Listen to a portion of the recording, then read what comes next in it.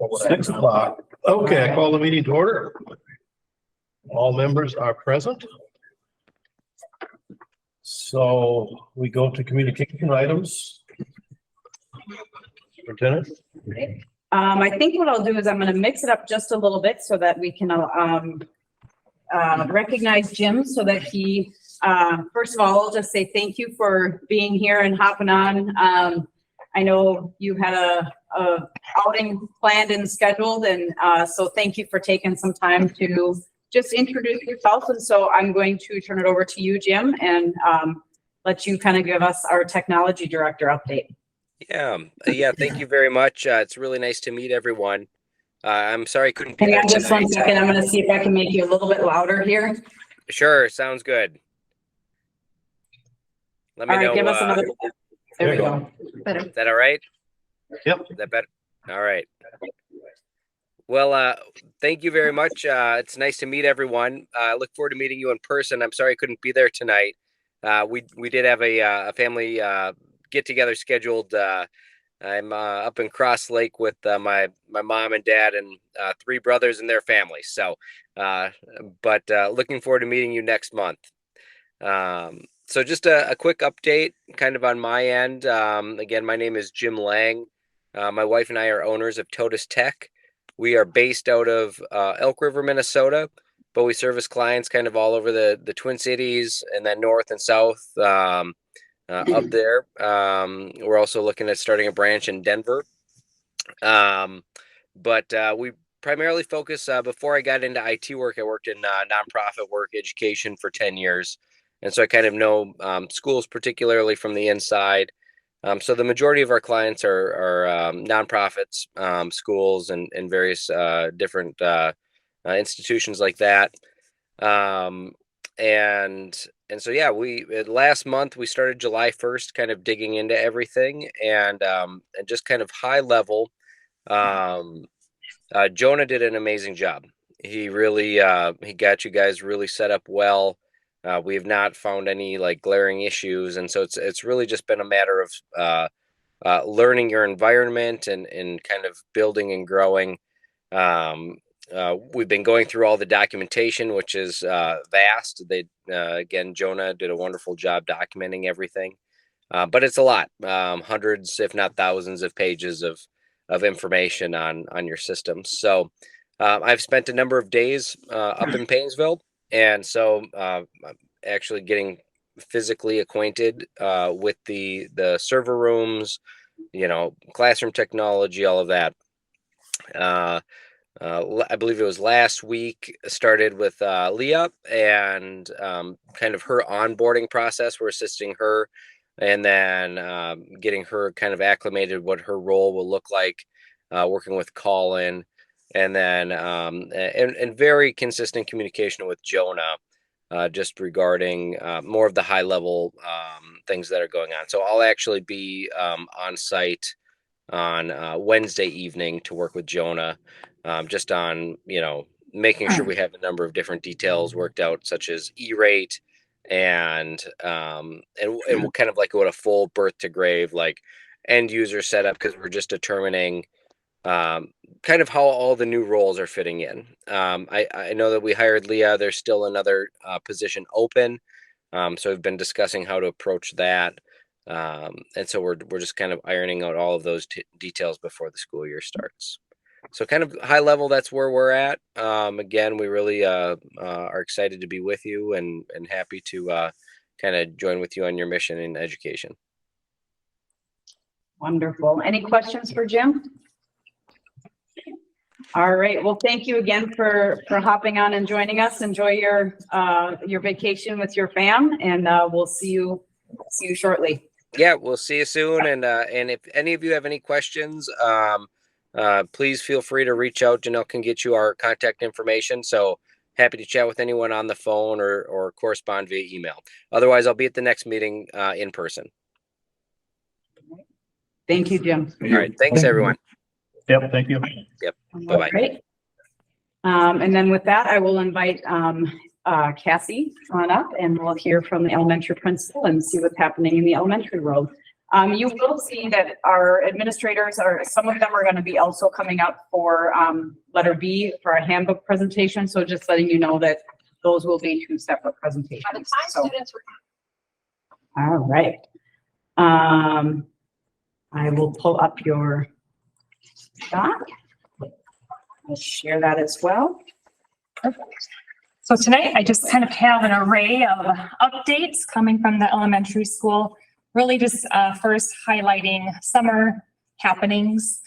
Throughout our building, we've been hosting numerous activities, partnering with community education, partnering with our Vacation Bible School with all of our local churches. So our building has been hopping all summer. And with that being said, I just wanted to say thank you to the staff for adjusting. Our custodial staff, our kitchen staff, just accommodating for the kids and the families that are in our buildings during the summer months. Also, as I mentioned, food service, they've been implementing the summer food program, and I talked with Lynn this morning. She is serving over 150 breakfasts daily and over 300 meals for lunch on Friday. So that's very impressive. It's fun to see families coming in and taking advantage. Daycares coming in, taking advantage of those. Vacation Bible School kids stayed after and got lunch as well. So that was great to see. This summer, I've been spending a lot of time hiring new staff members to our elementary team and making some internal adjustments. It's been exciting to really kind of look at, best fit for different positions that we've had throughout our elementary school. Want to give a special shout out to our custodial staff, Gary, Sandy, and Braden. They've been working extremely hard, Ken too, with that coming on over, and our floors have really have been the main focus in our summer cleaning, stripping them all the way down, taking furniture out that hasn't been taken out in maybe 10 years or so. Those bookcases that were, attached to the walls, taking those out and doing a very nice and thorough job. Our floors are looking great. So with that, then we're down to a month. So they are working very efficiently to get all of the other things taken care of too, besides the floors. So just a great big thank you to their dedication and hard work. Also this summer, as you'll find out in item B, the student handbook, working with Principal Orline and Superintendent Bullard and really streamlining some of that language between elementary and secondary, and also making sure that's streamlined with MSBA recommendations, as with the legislator coming out and giving some updates that we needed to align our work as well. So looking ahead to a few short weeks, I included the supply list for your reference, but also for our community and public. We have our welcome back meet and greet slated for Wednesday, August 30th and Tuesday, September 5th. So then that changes the first day of school for the elementary. The first day of school for elementary is Wednesday, September 6th. So I just wanted to verbally state that, as that is different, than the secondary building. Looking at our current enrollment, I just was looking at numbers today, and so this is just kind of a rough unofficial. We have about 406 students registered kindergarten through 5th grade and about 76 students for our preschool program. We have 8 to 10 registration packets that are out and about in prospective families joining us. So those numbers for you. Working closely with the city of Paynesville, the fire department, the police department, and here at school, talking about how last year the fire department experienced an increase in emergency calls during our dismissal time at the elementary. And as you know, the location of the fire department is right at the corner of our parent pickup. And so that brought about several challenges to our students and staff and families. And so working alongside them and creating perhaps a different plan. I thought maybe I had it ironed out and ready to roll out tonight, but there are some other things that we need to consider. But when we do make those changes, I'll be sure to communicate that to all the families and even the local residents, that if we do end up switching it over to Stearns and Mill, that those residents will be notified by the elementary school that this is what's happening outside on their street where it was not there before. More to come on that. Currently, we have 2 para positions open at the elementary, so we're working to fill those.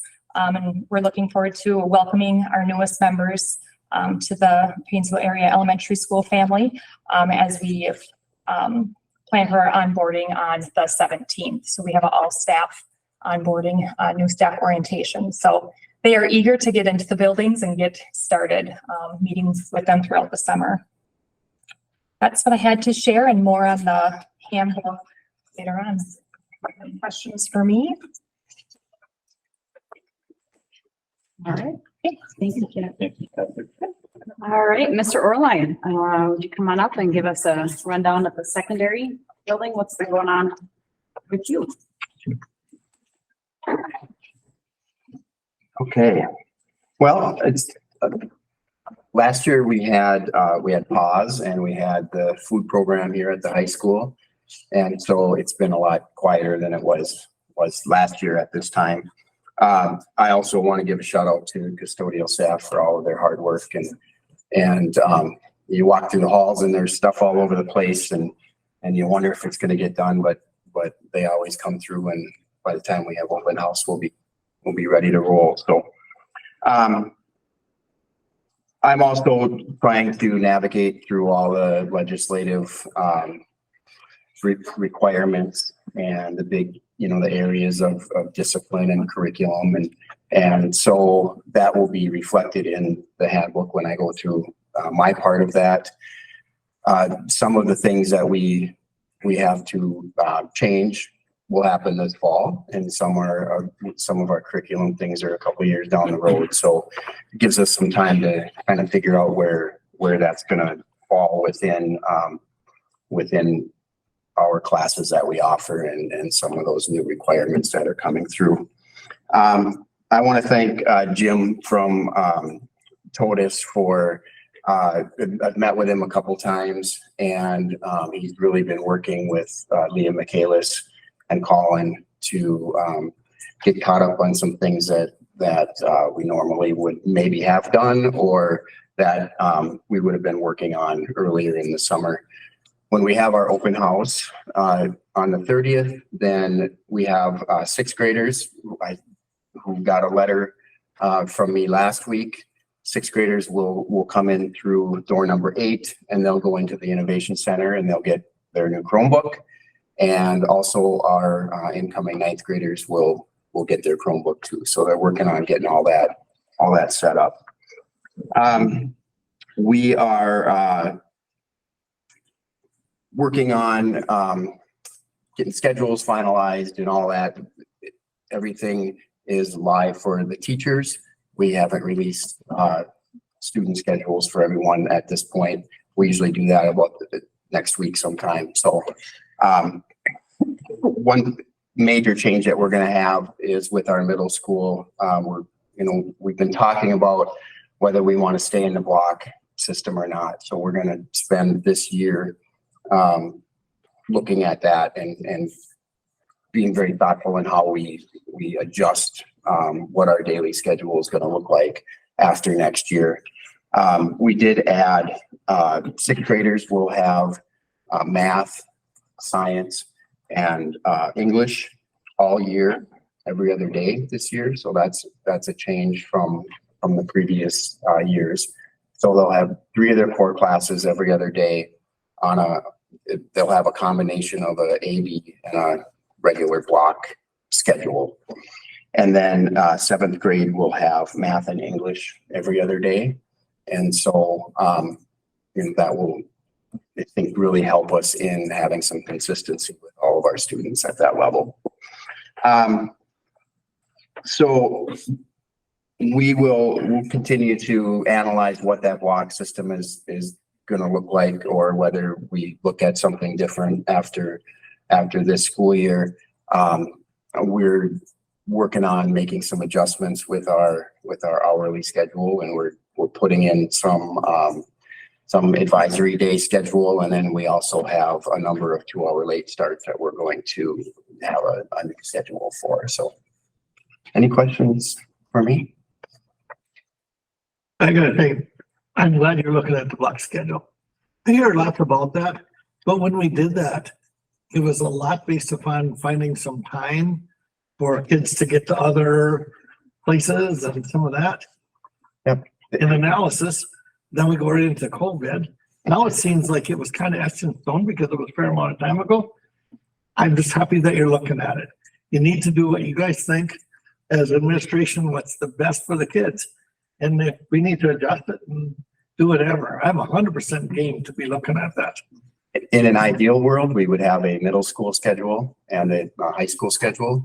It's hard to have a 6-12 block schedule of there's just different maturity levels and different needs at the middle school level compared to the high school. We share so many teachers between middle school and high school. It just makes it impossible for us to have two different schedules. And since COVID hit, there have been a lot of changes in how students go to school. I mean, we have online courses through different companies. We have the PSEO. We have a number of different avenues for students to take classes, and the state continues to make those opportunities available to our students through different online schools and things like that. So it's when you get to be a junior and senior, your schedule is really interesting because you could be taking classes from 3 different areas, and and so times are changing, and we need to adjust, and we need to continue to offer things for our students. So I guess I wanted to comment on that too, that I'm glad that you're willing to modify or change and develop that block, because I think some people think that block scheduling, there'll be no change, but you're willing to work with changes and, tweak the times. And yeah, I think we have to, and I know stability is nice too, but we've just had so many different things come in to the fold that I think we need to adjust and see if we can find something and be more consistent with it. Good job. So, I really appreciate you being fluid also. I know we've heard a lot of things from the community about we do like, we don't like, and I know you're hearing it too. Yeah.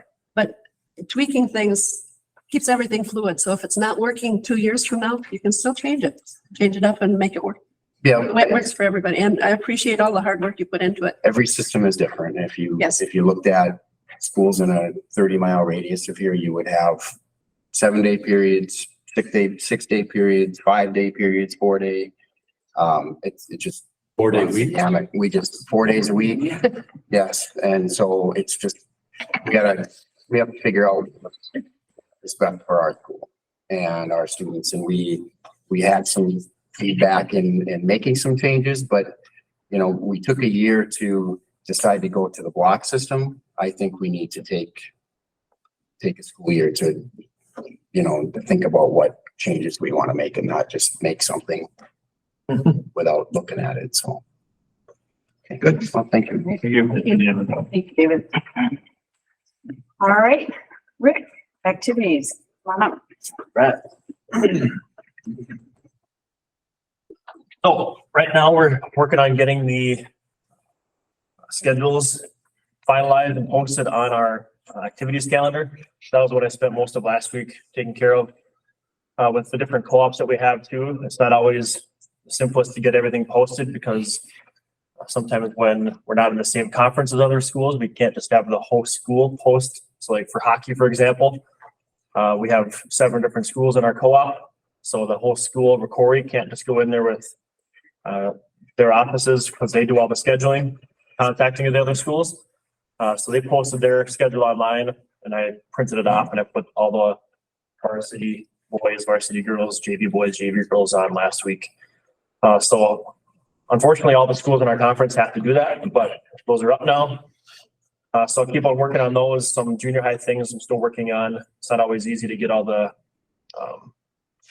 other schools to respond as far as finalizing those, but we'll keep working on it. But we're definitely excited to get activities rolling again. Last night we had an all activities meeting in the auditorium, which was fairly well attended. Saw quite a few people there. We were able to get some fees and sports physical fee forms and Minnesota State High School League forms handed out. signed and returned last night, and a lot of people took those home to get those all taken care of too. So we got to make sure all of our students that are participating in a sport or activity have their forms and fees all taken care of prior to the first day of practice, whether it's high school, which starts next week, or junior high, which starts on the first day of school.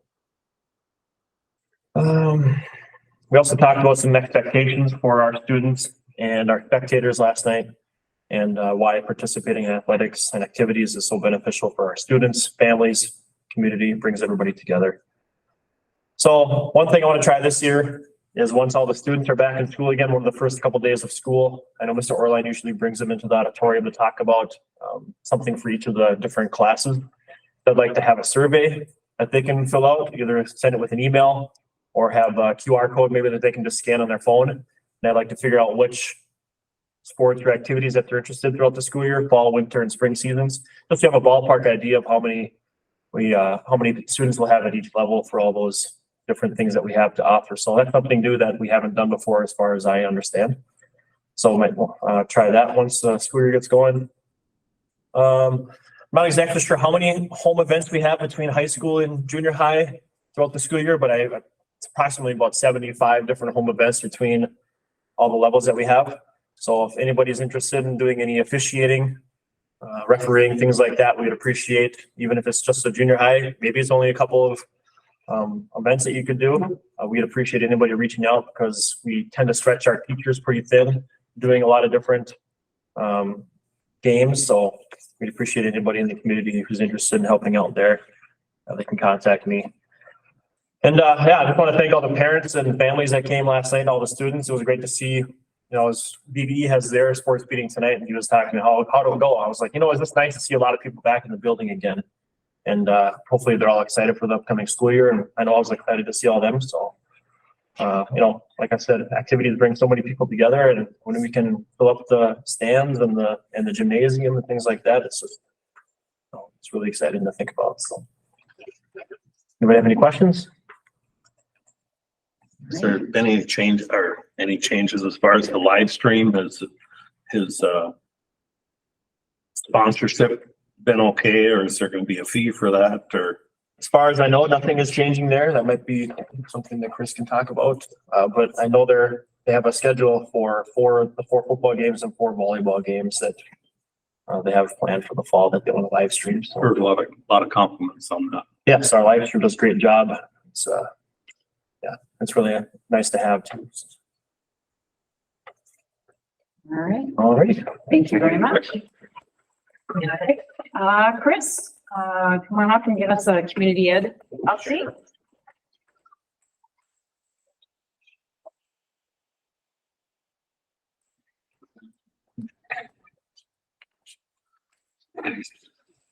Well, we've had a busy summer.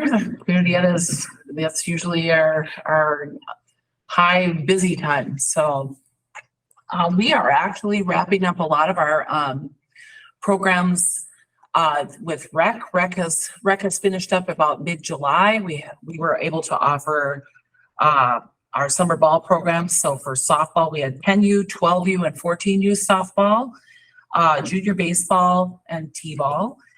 They ended in mid-July, and we had great attendance, and we, you know, rely on those volunteer coaches, and I'm super appreciative that the people step forward. We did some increasing of enrichment programs this summer. So Worthwhile Wednesdays was something that you typically offered in the Innovation Center, and those classes are usually full. We're doing our last one here this week. Our Bulldog Adventure program that we had at the elementary school was targeting our 4-year-olds to 6th graders. This is our last week. They're doing the Great Outdoors. We had decent attendance for that. It was a new program, and I think it's kind of watching how people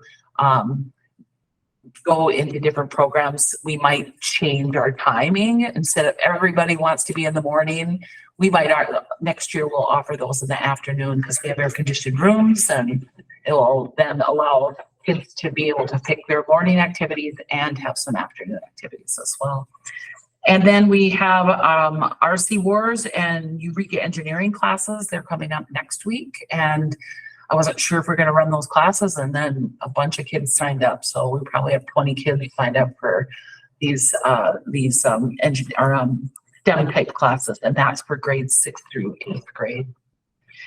Pause program, that's a very busy program, as Cassie had said, in the elementary school. We're averaging anywhere from 65 to 75 kids a day. If it's a special event or a field trip, then you're looking at 80 or 90 kids that are coming in and utilizing that program. They've had a number of field trips and field day activities.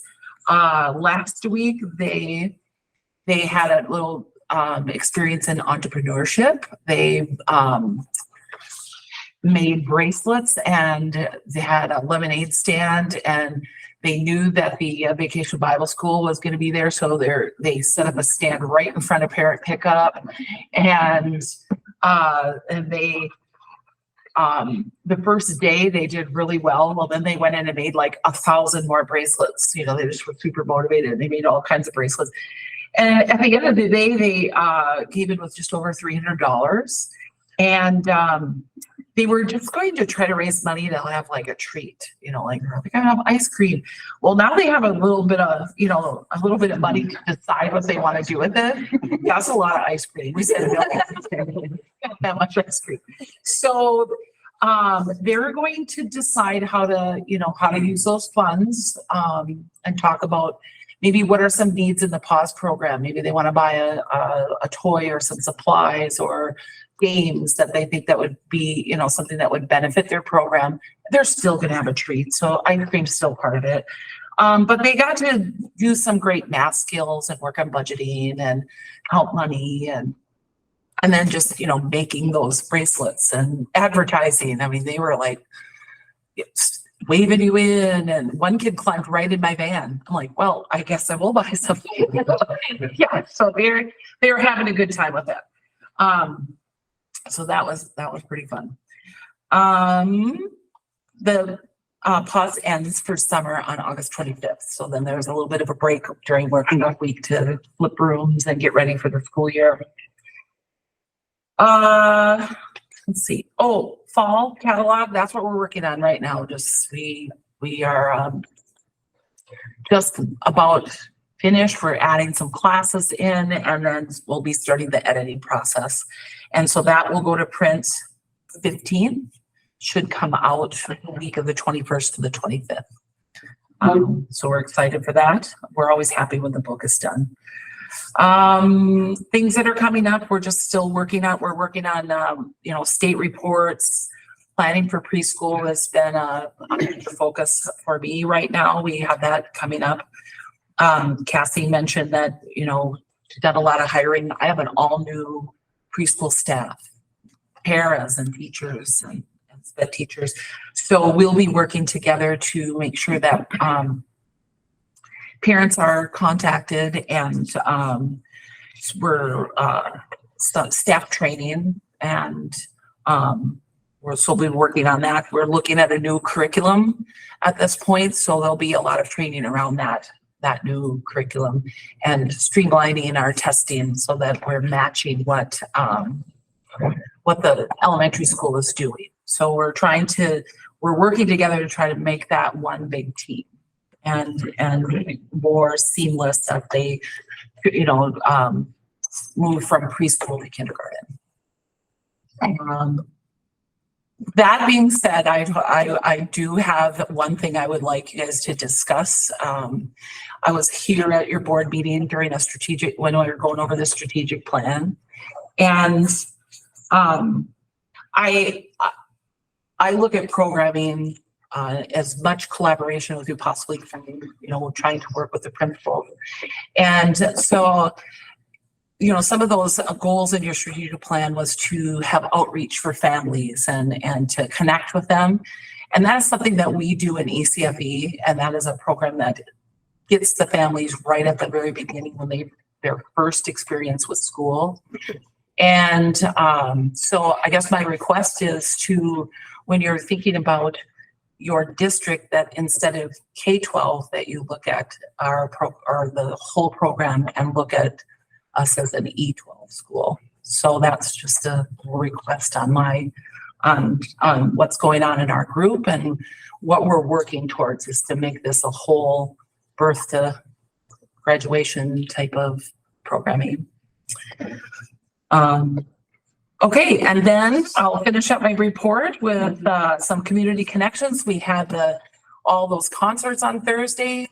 They went great. We had to cancel one right in the middle of it because the sirens went off. So that was time to go. No, we cannot sing in tornadoes.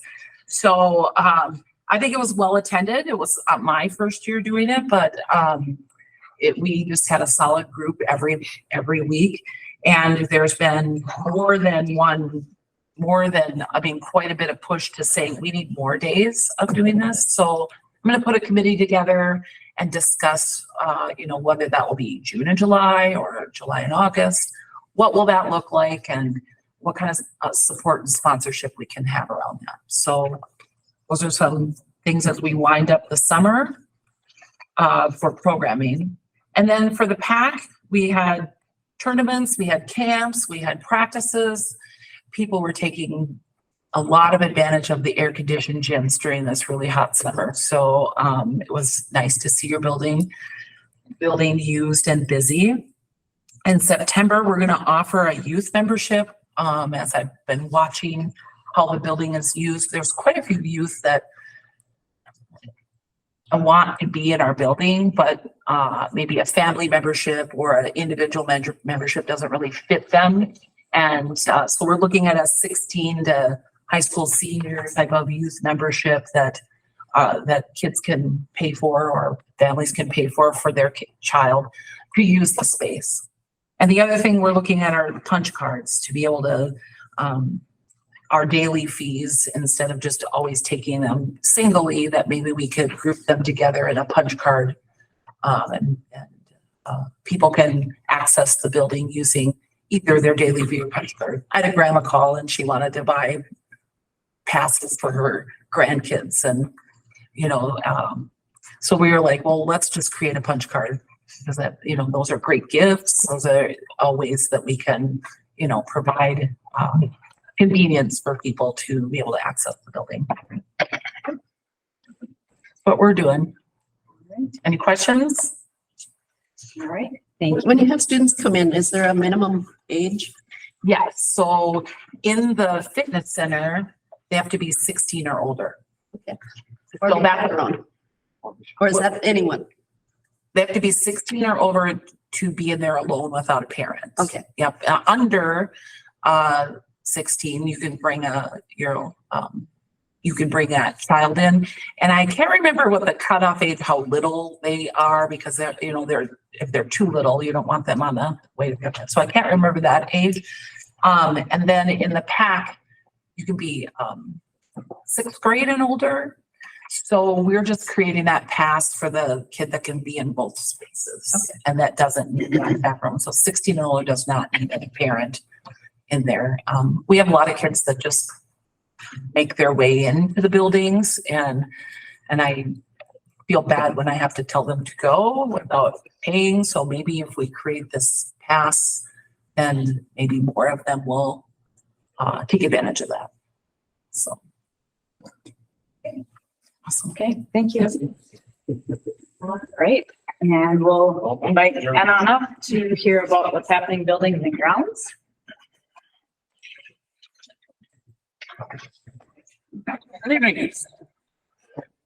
So, well, first thing on the list, football field lights, and hopefully it's never on the list again. Knocking on wood, everything seems to be working good, so Rick don't have to run over there and start a generator to run lights. With that, we should have, we have electricity in the tower for the live streaming and the whole ball of wax. So, that went really well 2 weeks ago, I think. On Friday, they came out and did that. So, that's great. Talk that off the list. Tennis court updates. It's been on Tree and Parks Committee that I'm on for the last 3 meetings, and we are doing that survey. The survey is gonna go out. The city of Paynesville is gonna add it to the survey they have for the city and parks, and we will add it out here on a sign so they can barcode sign or whatever them things are called. QR code. QR code. There you go. Thank you. You're welcome. So they can, the people that are using it can just write on their phone, fill out the survey, and it's got some good questions on it to help us guide us on which way we are. But that being said, I have ripped the fence down for the two, and we are ripping the tar out, and I'm getting quotes on having the tar hauled away and some black dirt hauled in. We'll plant some grass in there and get that all done. There's a lot of fill in there. I'll have to peel some of that out too. We can use some of that around here, so that's a good thing that we can just put it aside for now and use some of that up. The sewer actually finally got finished about 2 Fridays ago or so. They came out and the lining, the city sent the lining company out. A little tidbit of information with that is 100,000 gallons a day left water to the sewer with just lining that one pipe. And I was like, wow. So they did ask me to make sure I go down in the basement every couple days to make sure the water level wasn't coming up through the floors. I don't believe it ever will, but hopefully. Don't know what we'd do if it did. So, the grandstand, I don't know if these guys are aware of the problem we had there where the doors did not unlock when the sirens went off one night. So I had to run down here when it was pouring rain and let some people in. There was a youth ball game going on. I do have, I'm trying to set up a meeting. It's incredibly hard to get two parties together because they're kind of pointing their fingers at each other. So I want them both here and just figure it out. Let's get this done and fixed and move it on. So we'll keep working on that and get them guys together. And our committee had met with the grounds for the softball field upgrades. So that'll be on here for a while. So some really good conversations about that. For the time being, we are going to haul in some black dirt on that varsity field, get that a little better playing surface. It's not in real good shape. So I've got some quotes going out, a couple, it's weird how busy these guys are digging holes for houses and stuff like that. It's just like they don't have time for us right now. So we're trying to be as patient as we can. So the heat exchanger in the elementary cafeteria upgrade, we are working on getting them guys out here as well. They are busy. Don't want to take time out of their day to just come and look, see what we got. But that's happening. A couple of them had promised me here in the next week or two, they'll be out to take a look at that. And we'll know how to go move forward with that whole process as well. With that being said, summer work is a big push here coming at the end. I've been pushing pretty hard right now. I'd like to get a few more rooms done. They're working hard. They're going. Just get some of these classrooms done. Some of these floors are incredibly terrible, and we're working on getting them cleaned up and fixed. And you know, Mary made the comment the other day, she feels that some of these rooms have never been done as long as she's been here, and I think she's been here a long time. So it's coming. It's good. It looks really nice. Even they have a really good feeling when it's all done because they get to see the finished product from what it was to what it is. And they're like, yeah, this needed to happen. So any questions? Cam, on the football field. So what actually did you finally end up doing? Is it all new underground wire? It's just new to the transformer, from the pole, our pole to the transformer. They looked at the wire going underneath the football field and they said it's not in bad shape. Okay. So it looks really good. So and that's where the break was. Yep. It was there. Yep. And then the lights, you just got different bulbs? No, I just turned the breakers on and they went on. So yeah, once the electricity was there, everything worked. Okay. And I did have a little trouble, we blew the breaker. There was a breaker that must have popped on that wire in the munch hut area. So had Hayes over here replace the breaker too, and then from there it all went good. So I had them on a couple times that night, let them burn for, I don't know if it would have been a complete football game, but they were on a while. So, I guess it's next, like you say, yeah, you do it and hope for the best. yep. Anything else? I just wanted to pass something or have you pass something on to, this is the first year for a few years that they did Vacation Bible School because of COVID, and the last year worked down there. And, even minus the preschool, they still had 160 kids and 60 adults and youth working, so 220. So thank you to the school. Best I want to pass on is they said the custodians were number one. They just were so fantastic to work with. I thought with everything else going on with pause and the brunches and everything else, the custodians still did a great job. So just let Thank them you. know. I'll pass that on to them too. So are the numbers pretty steady then for VPS? They didn't do preschool because they don't have a person to do that. But Yep, you'd yep. have to be another 60 kids. So, Yep. so there still would have been well over 200. So on that broken pipe that you fixed, you said it'll be $100,000, 100,000 gallons of less. System. Yep. So I don't know if you wouldn't know, but when I was a kid, we had water in the basement here. Did ya? Yeah, so it was there. They put the basement down. There was lots of questions when the school went in. I was just a kid, so I heard inklings here and there, and we had water in the basement. So 100,000 gallons a day is a lot of water. but somehow they resolved it. And it was resolved a long time ago. So do we have sumps or something they might have put in down there? I'd have to look. Yeah, it would be a good idea to check because somehow they resolved it. And when I was in this school, we didn't have really any issue at all. But when was the school built? Was it 1968, 69? Yeah. I would guess it would be a combination of things with the parking lot and the runoff, and as long as we have good roofs and the spouts, I mean, that should help to keep the water table a little lower. By school, we're getting the water away. That's what the issue was. Yeah. So whatever they did back then, they did do it. I'm sure that sewer pipe was not broken.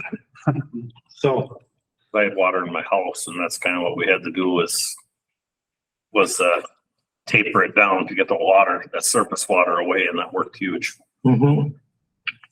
Okay, well, thank you. All right. Thank you. We're gonna move on to the big topic here, the handbook presentation. Looking forward to this.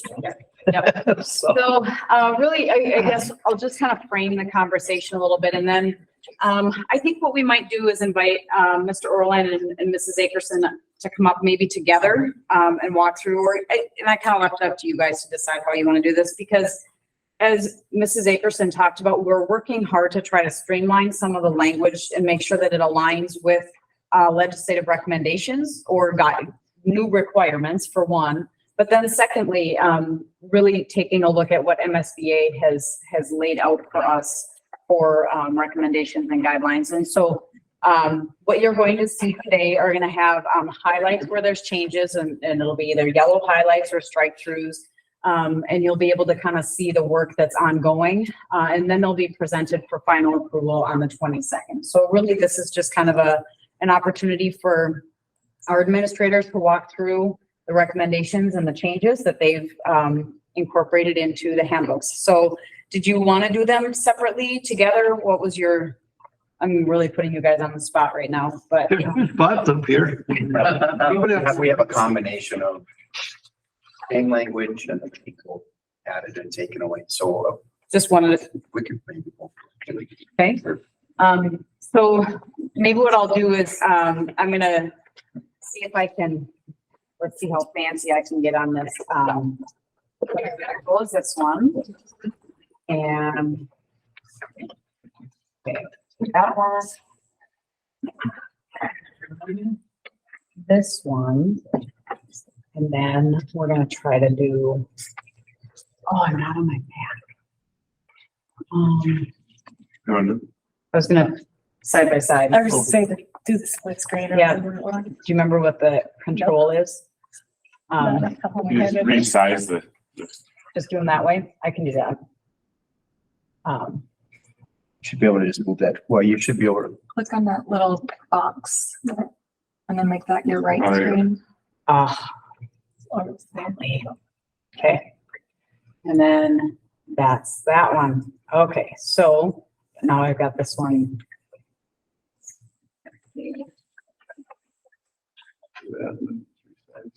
Okay. Control. That.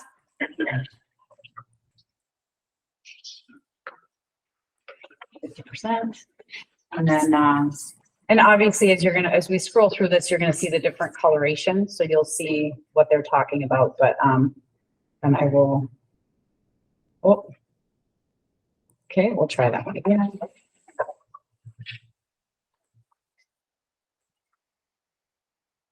Okay, let me just go back here and open this one back. Thank you for being patient with me.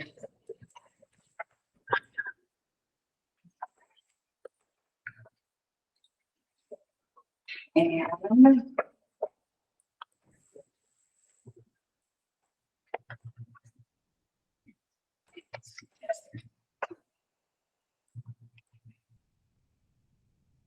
many of these do I have? Okay. Can we just, you guys, I'm gonna let you start and I'll play with it and I'm gonna just pull it over to the second screen and the community can actually look at it. How's that sound? So I was hoping to be able to share with them, but I'll just pull them one up for each of you.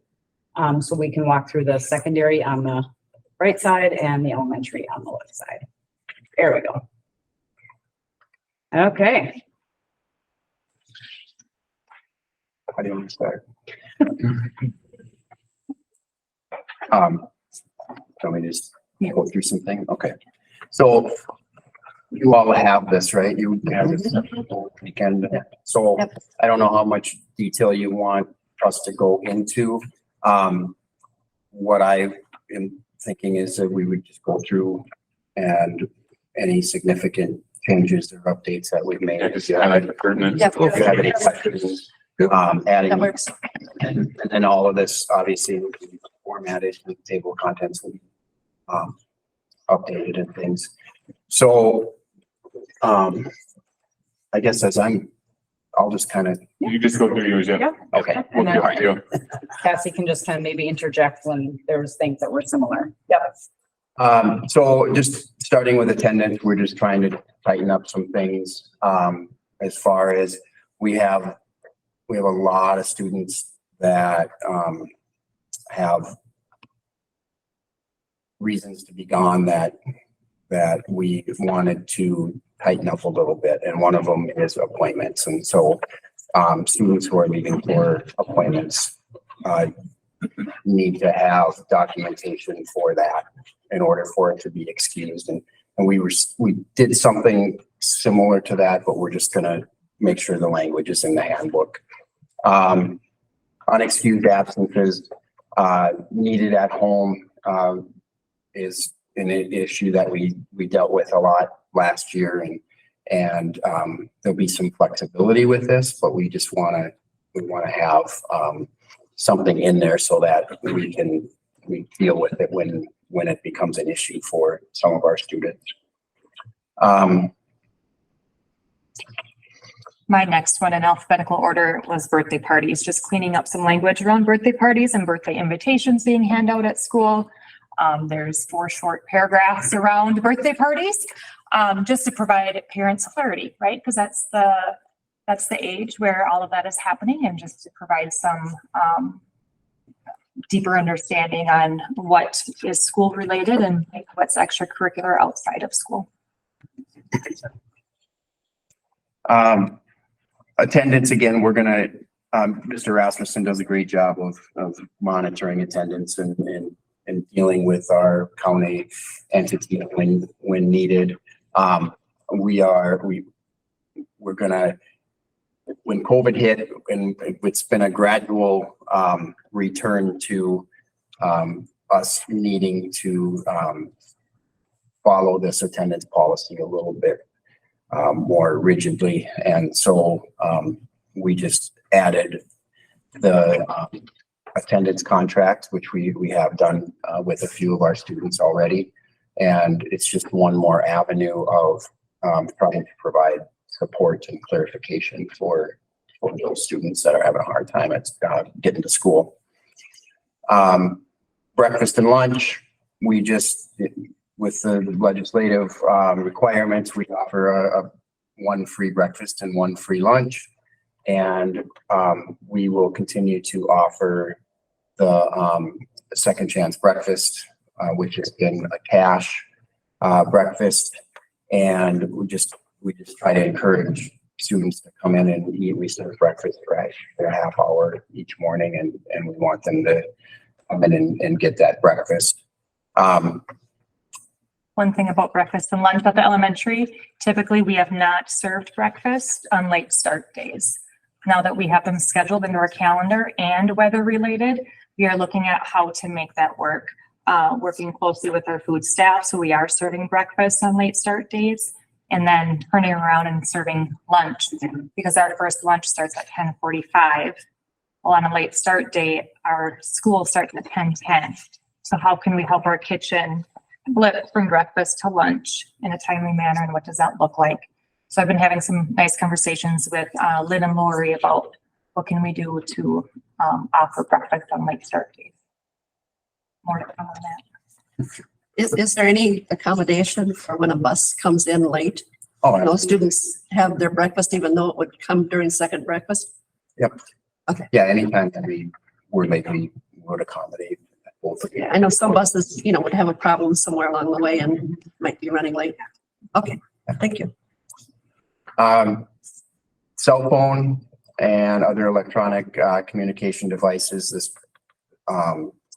A lot of the verbiage that we use in some of these changes that we have comes from our MSBA model student handbook, and similar language to what other schools have adopted. We haven't really had anything specific about cell phones in our handbooks before, so we wanted to just make sure that we get that in there. We did, cell phones are prohibited in bathrooms and locker rooms, and it's hard to monitor all of that. But one change that we could make is that students who leave a classroom to go to the bathroom will need to leave their cell phone with the teacher so that they're not bringing it with them into the bathroom. And we tend to have most of our electronics issues outside of the classroom during those times. I just had a question about it. Yep. Probably from my age perspective, I didn't quite understand it, but when I read it first, it said the cell phones are prohibited. My first reaction, well, they're not allowed. It's really the usage of them is prohibited, right? Yeah. You can still have them in the classroom. Yes. Yeah. Yeah. See, that wasn't clear to me. I didn't know if it was more helpful to say the usage of them is prohibited. Yeah. At the elementary level, you don't see them as much or at all. But I did want to provide that common language that in the event they do surface more frequently, in some of our older students, that we just have that common across the board. Well, it's good to teach them early. David, I'm gonna go back up unless you have anything else on cell phones.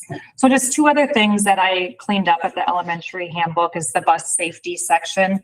MSBA provided some nice guidance depending on your approval of policy 709. There's going to be some language, I believe, that you will be reviewing in the near future. More so about the consequences of bus misconduct. And this really spells it out. MSBA, said your first offense is a warning. Your second offense is 3 school day suspension from riding the bus. Personally, this past year, I felt that my practice was a little bit more loose than that. And we need to honor our bus drivers, and they have one job, and that's to get our kids home safely. And so amping this up a little bit more, and just spelling that out in here where it wasn't before. So working with Mr. Rasmussen and our bus company that, when that misconduct does come up, that we are taking it seriously and getting parents that partnership, because that will eventually fall back on them if there is a suspension in getting their child to school. So with, your review of 709, I put that in there upon your approval, that recommendation. So this has to do with the kids being mean to the other kids and all that on the school bus? It could be anything from distracting the driver. It could be anything from being out of your seat, from, leaving food stuff on the bus, from fighting on the bus, swearing on, I mean, there's an umbrella of what a student might get written up for on the bus. I have always felt, and parents I have talked to that drive their kids every day, issues all coming from something going on there. I don't know what it is, but having some rules is probably a pretty good idea, because I've always felt we're responsible for them the moment they step on that school bus till they step off and are safely at home. And I think our bus company's done a pretty good job there, but having it really clarified in our policy, I think is probably not the worst thing. And you talk about all that compaction down there by the fire hall, a fair amount of those kids could be on those school buses. So why aren't they? And that's something that I will bring to the student level during the first month of school when we talk about bus safety and talk about those things, making sure students understand this up front, that it's not a warning 3 times. It's going to be, warning the first time, and then these are the next steps. They're able to understand as well as the consequences of their misconduct.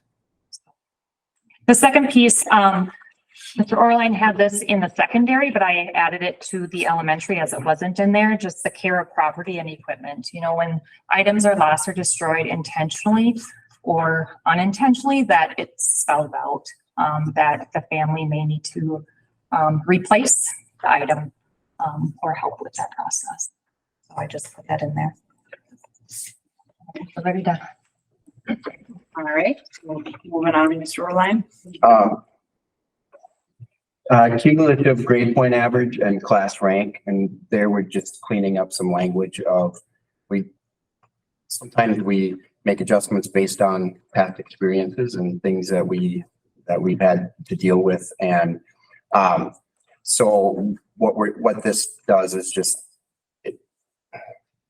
we want our students to be full-time students here, and in order for our class rank, when I talk about class rank, it's the final ranking at the end of their year, and then just puts in there for students who have modified curriculum or testing or anything that isn't the school curriculum that our students are using, and that they're part of that. And so just cleaning up some language with that. Student discipline. So maybe what I'll just add here in the student discipline is that student discipline was a source of conversation across the legislature this year. And so a lot of what David and Cassie really had to do is kind of take a look at what are our existing procedures, ensure that we are communicating and engaging parents when there are discipline issues. There's a much more specific, and board members that are on the policy committee, we spent some time reviewing the discipline policy recommendations from MSBA. And so those are really incorporated into these handbooks as well. Really and I'll let you guys kind of talk about some of the things that are the most specific that impact your sites. But one of the things that I think is really going to be important is that there's a recognition that we are engaging parents in the conversation, and making sure that parents, classroom teachers, administration are all having conversation if there are student issues. And we have a very established student assistance team. So we've got if a child study process where if a student consistently is identified as having behavioral concerns, we have a process to work through that. Similarly, we have a process to work through the behavior in the same way that we do academic concerns. So those pieces are things that are in the language, but we already had those, right? So that's not going to be any big changes or any big differences. But I did want to just kind of spell out part of, not a big portion of where this came from, was from a legislative focus on student discipline and how schools are engaging parents, engaging classroom teachers, making sure that we're using really non-exclusionary practices for our students that have behavior, that have discipline needs. So with that, I'll just turn it back to you guys and kind of just frame it that way.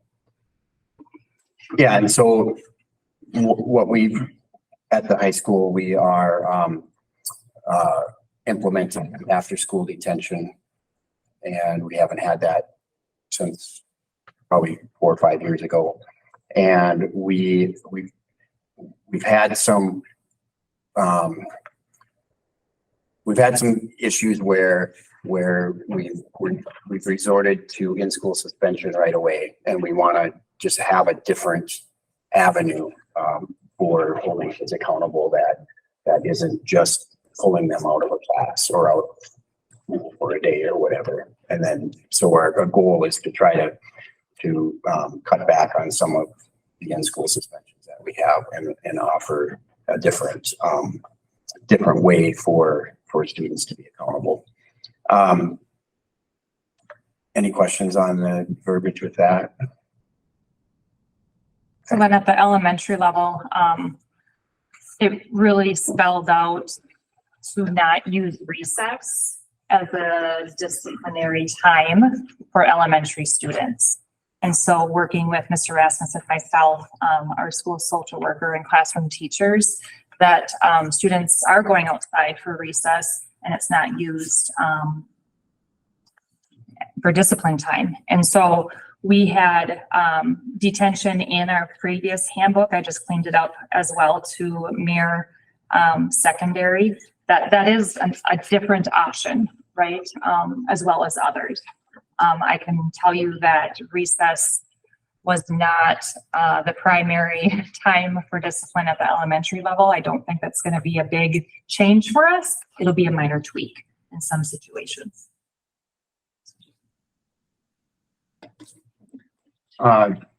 Dress code, we adopted a lot of the language from the MSBA model handbook. Dress code can be a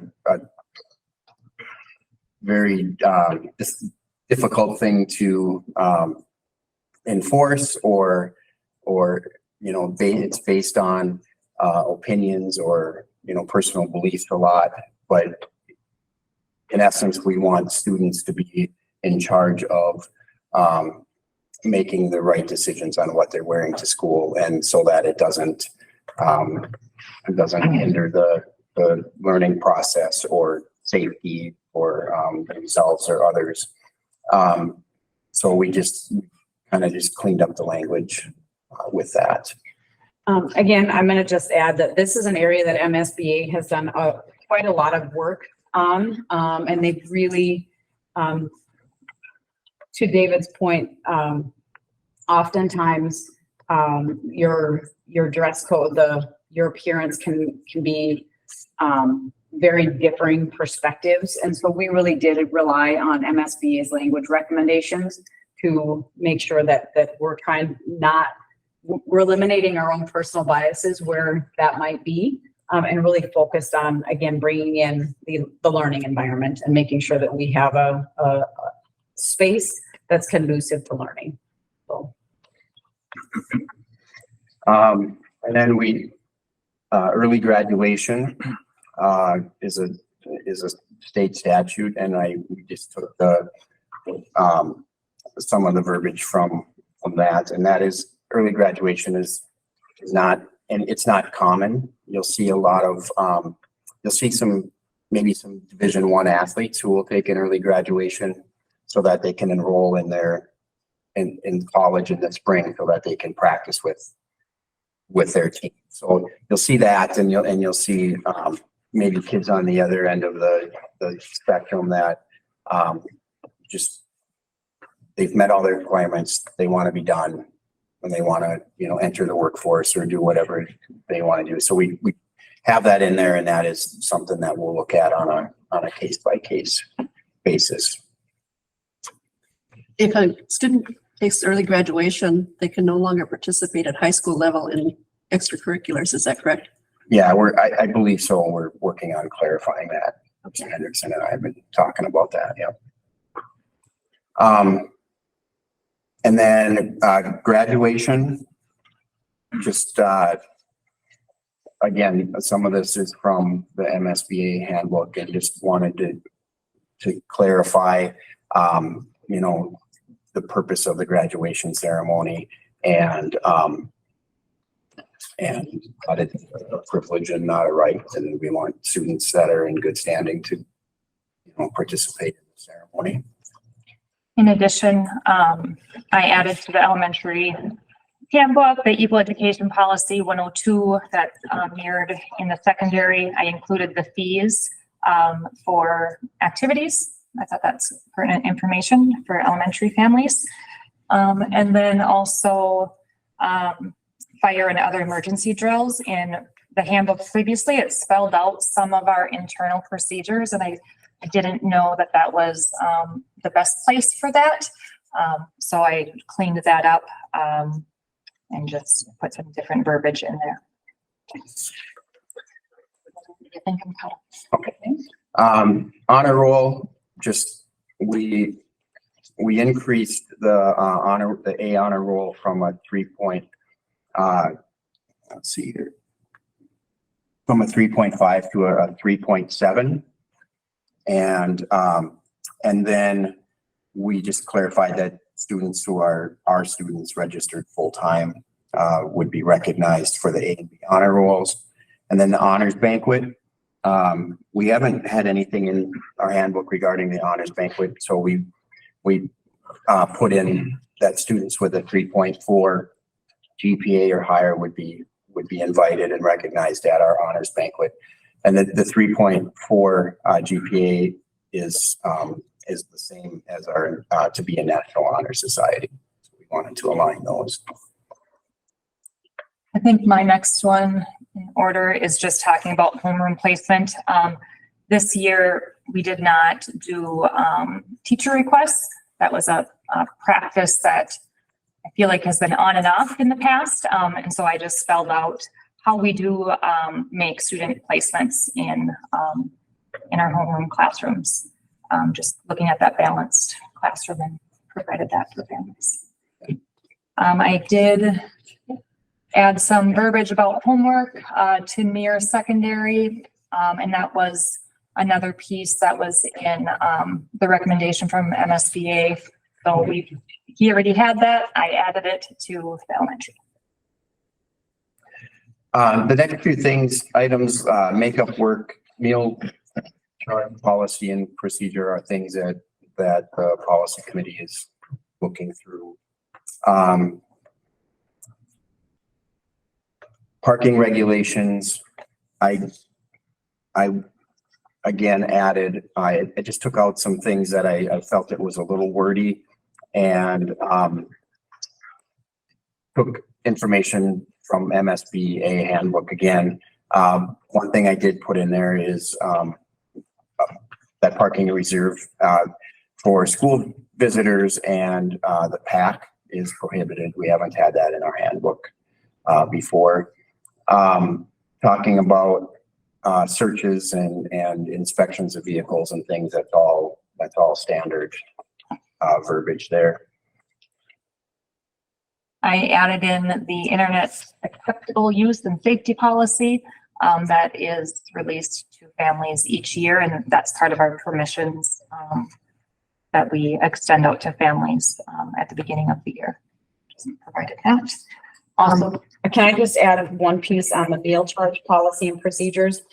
Something that families should be aware of that is that because we do have a breakfast, one breakfast and one lunch is provided, there will still be your lunch accounts available. And this is more of a pertinent discussion to the secondary than the elementary per se. But in the past, we have not made a practice of saying, you know what, if you're in the hole or you have a negative balance, you cannot go through and get a la carte or you cannot have extra entrees because there are provided meals and there is a breakfast and a lunch that doesn't require any payment. We are going to be a little bit more aggressive on our families that are in the hole and that they are not putting money into the lunch accounts, and students are continuing to, either go up and get a second entree or a second meal or things like that.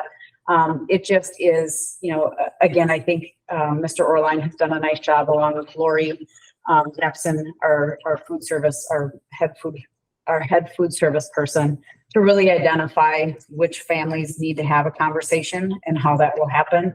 But I just wanted to call that forward, that it is, we are going to need to take a little different approach on that, because we do carry balances, and families are going to have a breakfast and a lunch provided regardless. So it's just something that we're going to watch and pay more attention to this year.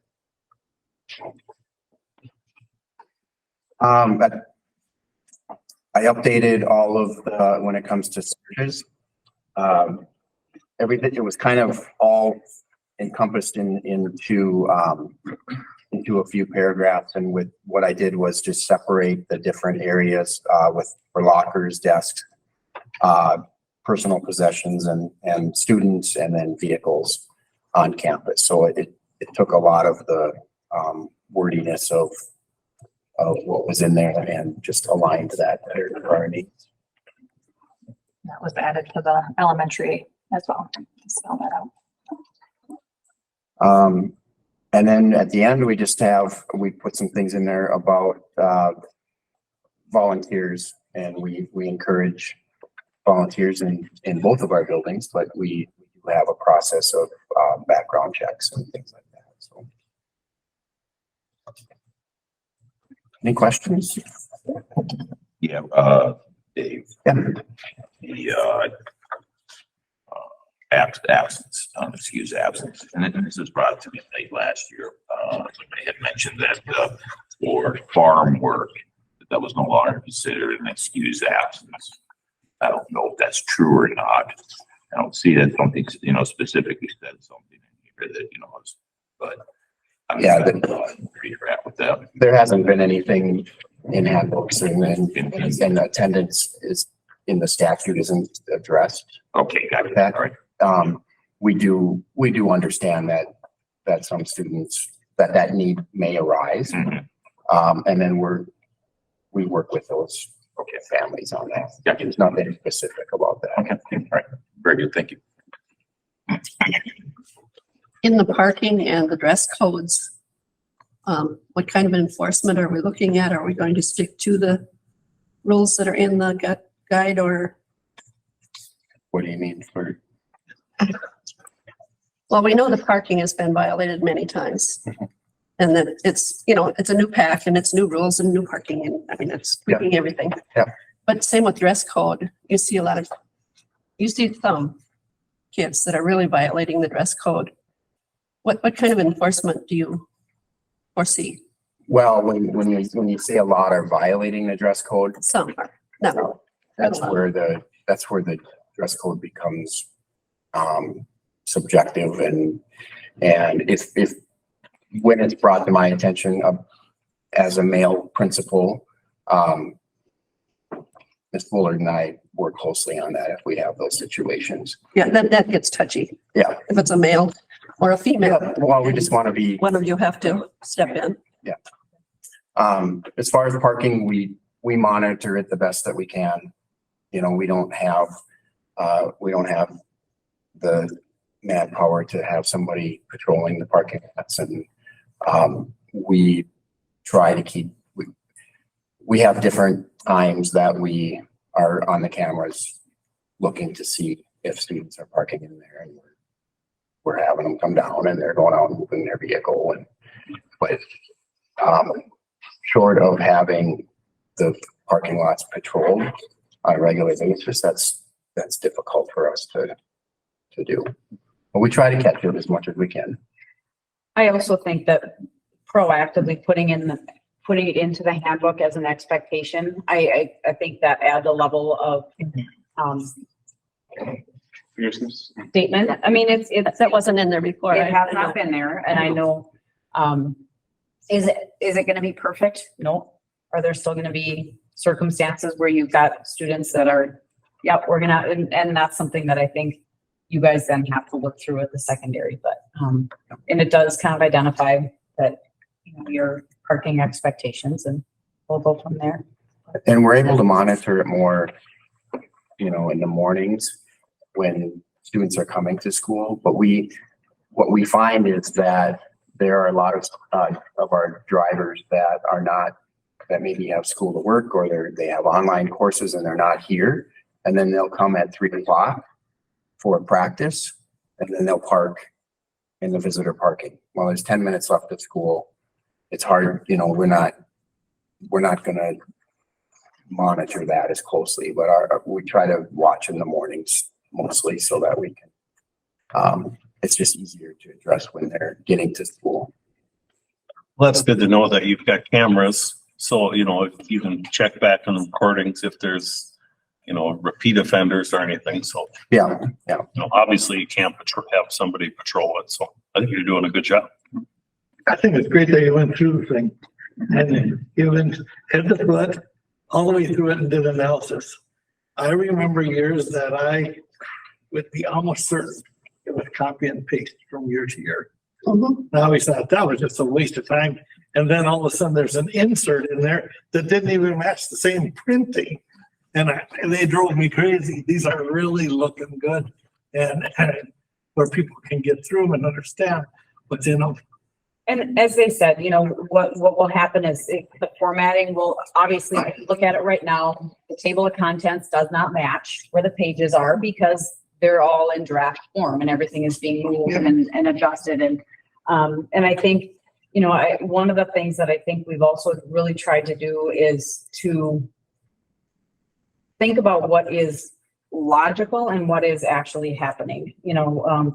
So as for instance, if we had a discipline scenario that it was something egregious and we would never do it, well, then why was it in there in the first place? You know, so we really tried to make sure that some of that language was taken out or language was added in, so. And to add to that, I just wanted to say a lot of these additions and changes came out mid-June, end of June.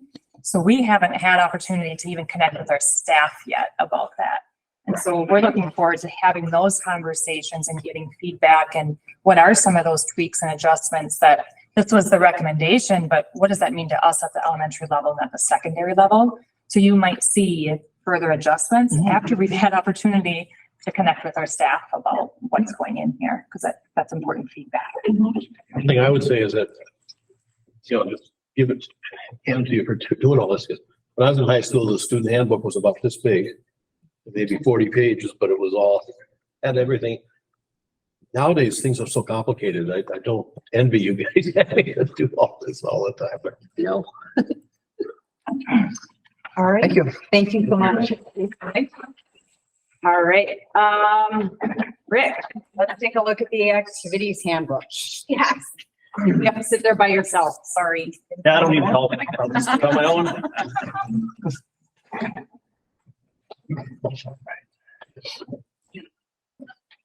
All right. Format, I believe, is about the same, so you're gonna kind of walk through highlights and changes that Yep, I you recommend. highlight to put in there either I just made note of, I'll make some updates once either the handbook is done or like the very top thing right there. I'm not sure if the state high school league is gonna update their COVID requirements. If they do, I'll definitely update that link, put that in there. And the student handbook there too, I'll update that once that's finalized. Just some small updates there, just to kind of make it a little bit more up to date. Just added socially in there.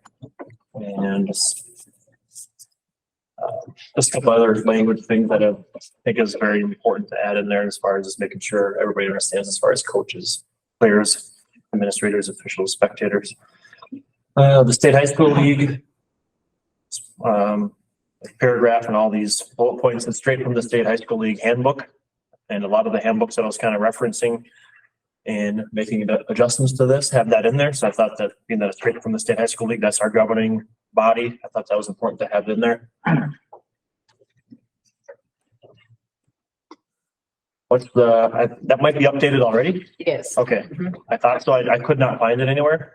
Okay, But once I find that or get that shared with me, see plug and place in there. Yep. Not a problem. I updated all these links to these blue links right here, updated them for the 2023-2024 school year. So that's nothing, that's straight from the State High School League webpage as well.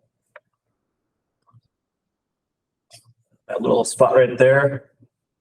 I didn't think, so I think to update it with what the State High School League handbook says is this needs to carry over. So what it said there before was once that season ended, they would just go to their next sports season and have 2 contests to sit out.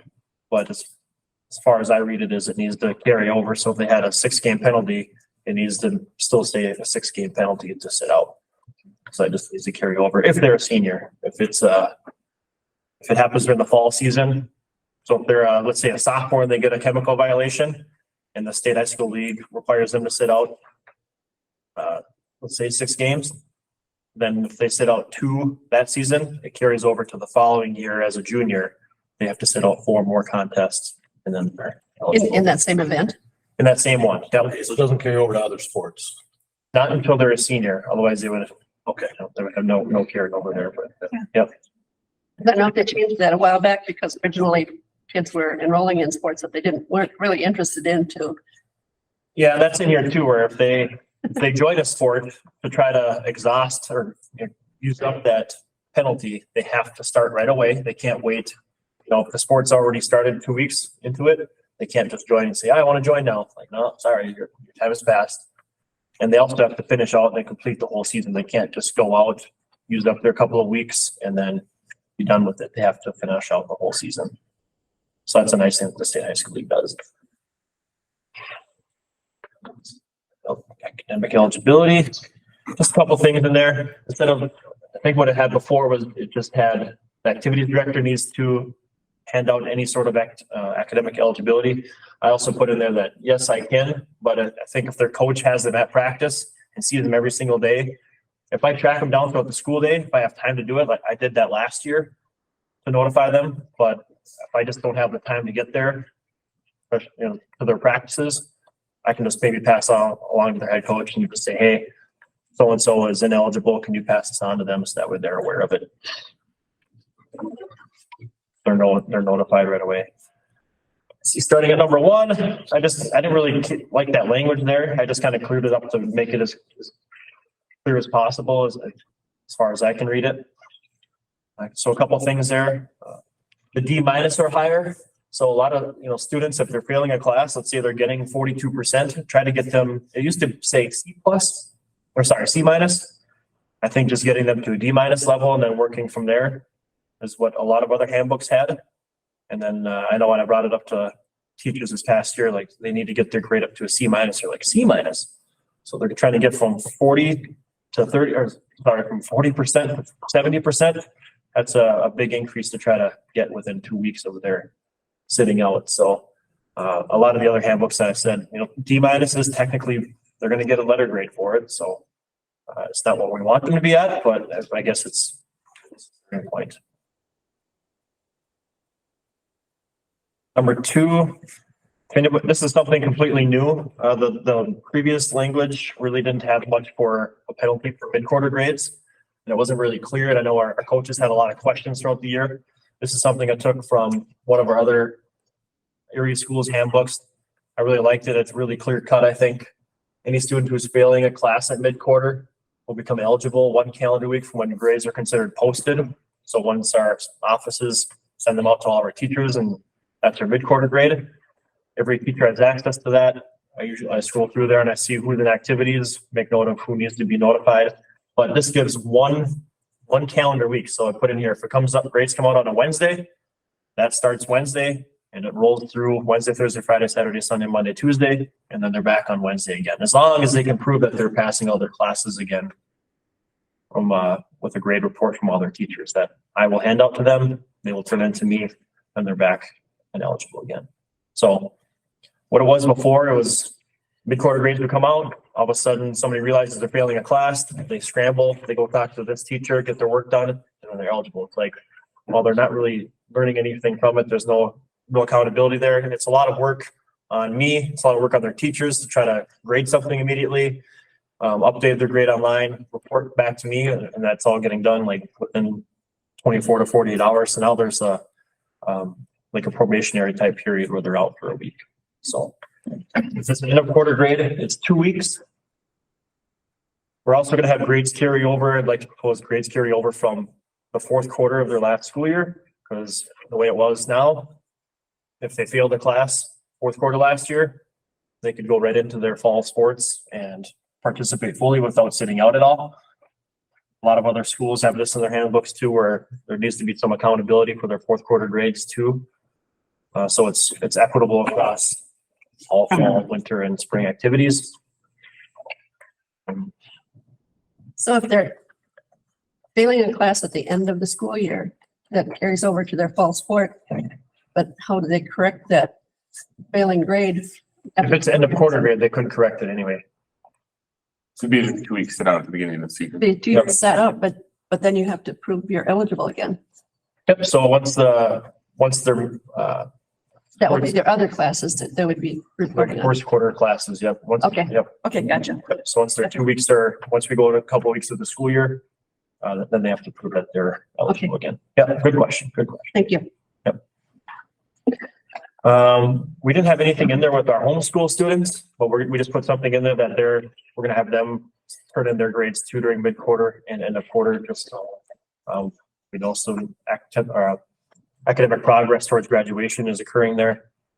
Incompletes, number 6, we didn't have anything in there with incompletes. This rarely happens, but we just have something in there now that they get 10 school days to try to get that incomplete turned into a letter grade. Otherwise that turns into an F. Otherwise they're going to be held accountable just as they would if they failed the class. Said the grade turns into an F. Number 8, it says previous one said they may attend practice. I just wanted to say they are expected to attend practice. So even if they're ineligible for competitions and contests, they're still eligible to participate fully in every practice and go to scrimmages because those aren't considered events. So they're fully expected to keep going to practice and not just go home after school. Some attendance policy, student discipline thing. I know, just kind of piggyback what Cassie and David said before. We're expecting our students to be here throughout the school day and not just come and go as they please. So we're kind of tightening that up a little bit. And I referenced a lot of other handbooks, like I said before, as far as what they do. So this is very similar to what they do is after 5 days and a quarter, if they're missing 5 days out of the, 42 days in a quarter. No, that's way too many. So put something in there that they'll be ineligible for that. They just need to have all their work completed, then they'd be eligible again. Let's see. This one right here, when school sponsored team buses return after midnight. So if they get here at 12:15, usually what happened would maybe with hockey.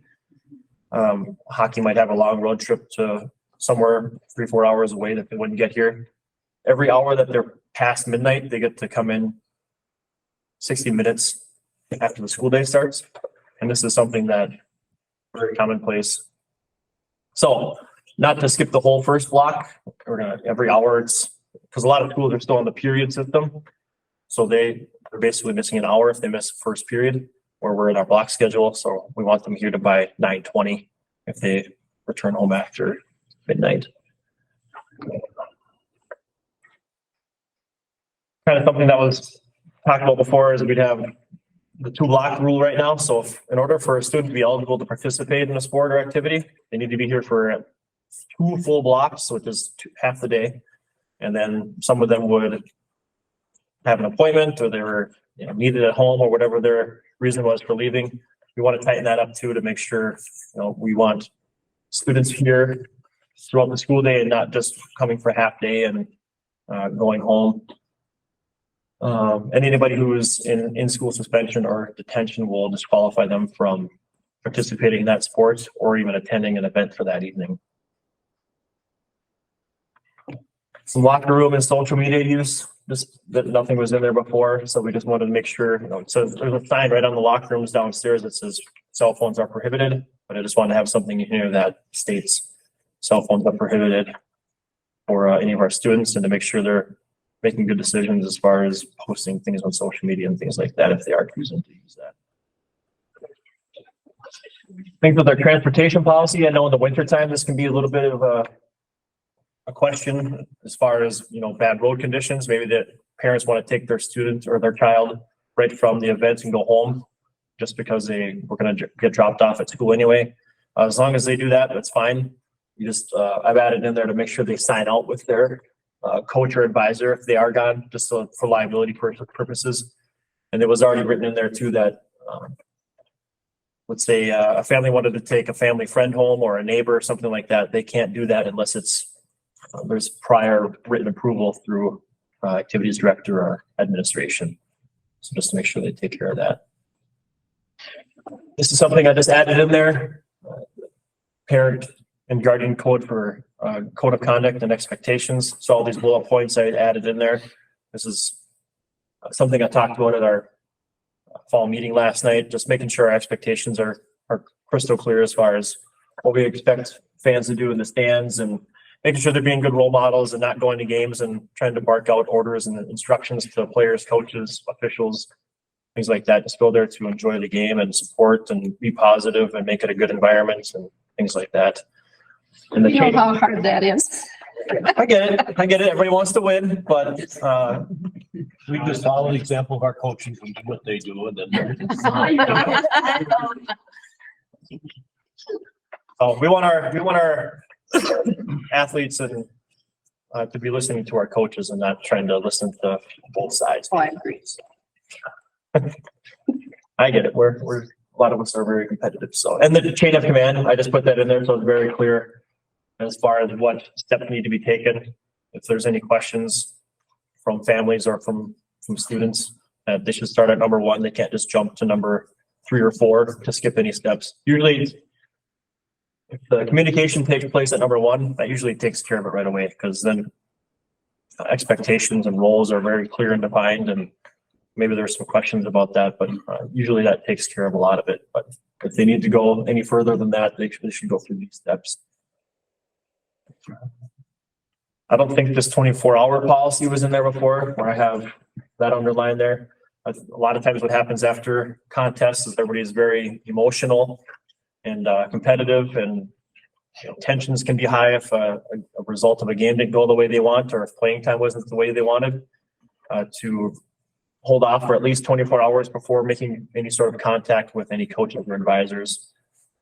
Just allows for cooler heads to prevail usually. So if they need to send a message, type it up, delete it, then usually that helps people feel a lot better too. Otherwise, everything else is just got a little bit of a tweak in language.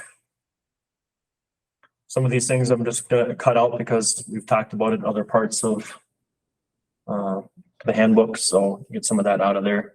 Otherwise, the rest of the handbook is just when practices start and who the coaches are and things like that. Their contact information.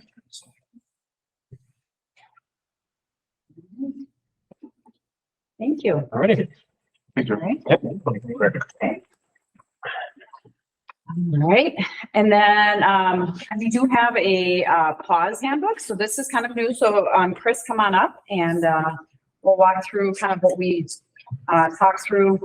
Our pause really was more so a brochure, I think, is kind of what we realized. And so in taking a look at, all of our programs that have really kind of defined expectations, communications, it just seems to make sense that we take a look at pulling together just more of a handbook. So I'll just let, and I'll, in full transparency, this was kind of a quick, like, hey, Chris, what do you think? Can we make this happen? So, there might be this, again, with all of these, there might be things by the end of the month that we kind of revise and review, but, And just, I really just I didn't pull things like, parents, don't forget to pack your socks. Like I didn't pull those kind of things. It was literally just, the kind of nuts and bolts of it. And just us, listening to the, what we're trying to do is follow what the school is already doing. Like I don't need to reinvent the wheel. This is an extended part of the day. All policies and procedures apply. So if we have kids that are bullying, if we have kids that are, those things that are happening, we're going to defer to what the school policy is or what the handbook says, and not create our own thing.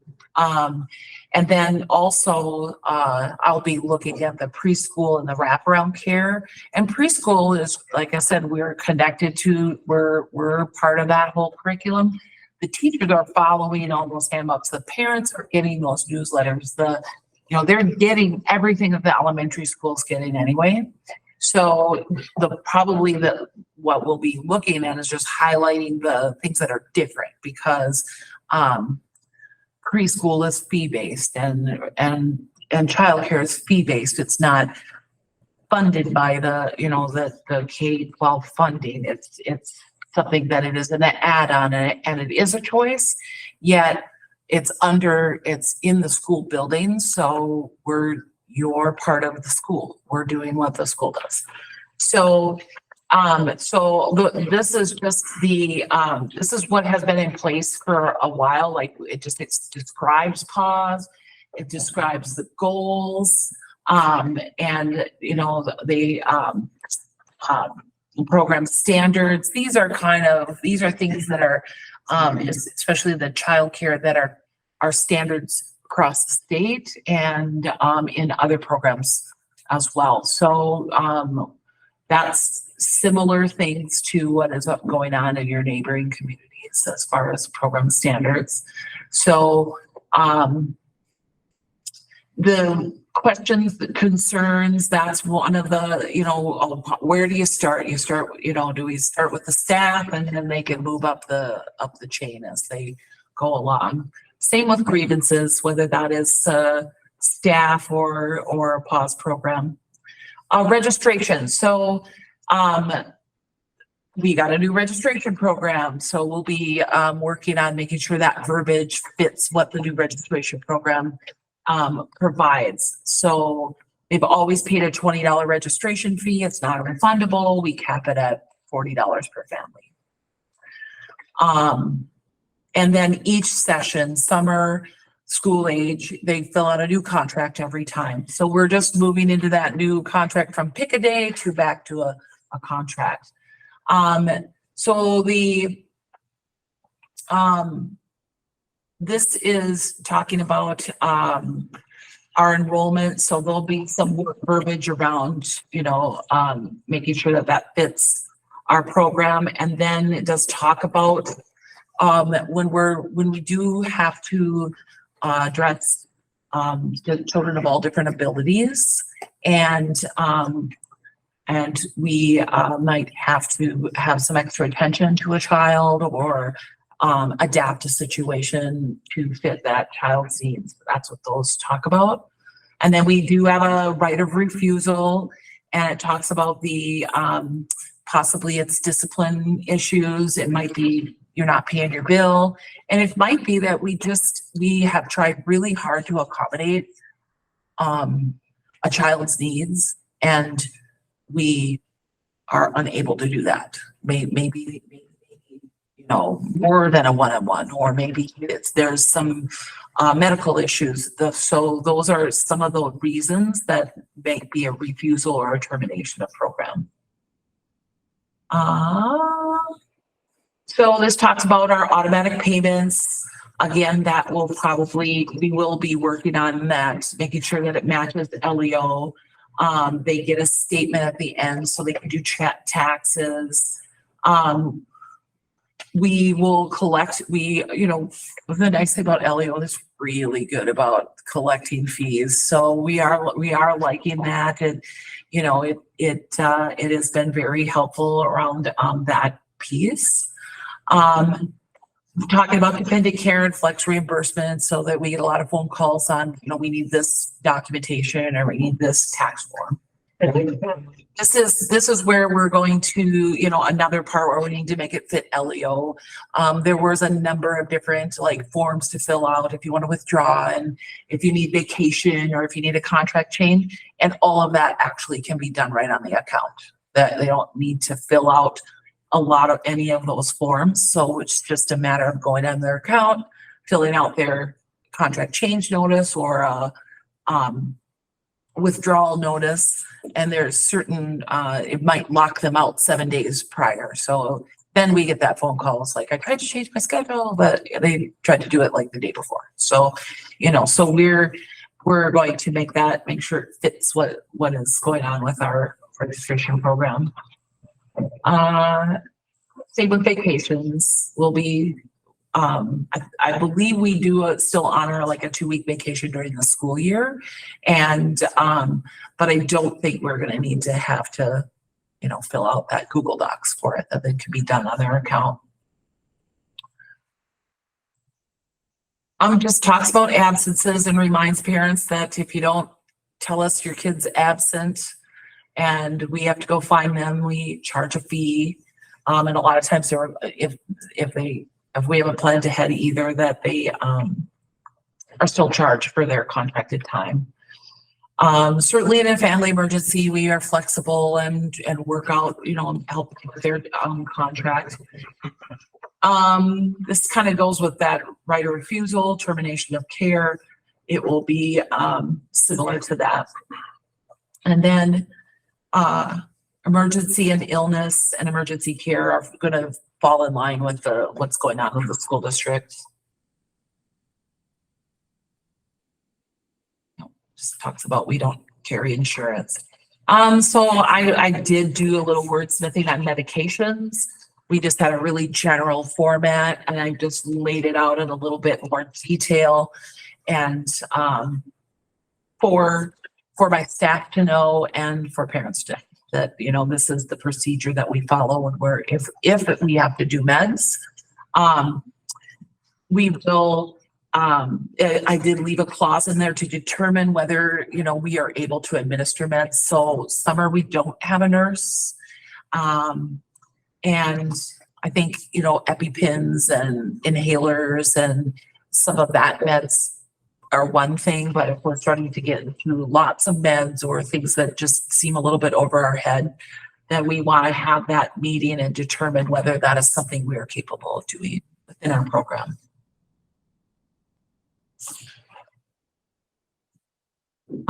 Again, these are details. Parents sign in, sign out. We have a kiosk now. Parents and pickup people can go in, sign in, sign out. We have all of their authorized pickups right in LEO that allows us to control that better. Weather, sometimes that's always a tricky one. And I think the past practice has just been when school's canceled, pause is canceled. If we have a late start due to weather, pause is open at 6:30. If we have a late start, early dismissal due to weather, we're going to stay open till 6. But we did put a little clause in there. If it's really a bad weather and we need to get staff home, it's just a safety issue, then that might be something Janelle and I talk about and say, hey, you know what, this one's really a no-brainer. It's going to be white out by 5 o'clock. So we're going to try to get people home.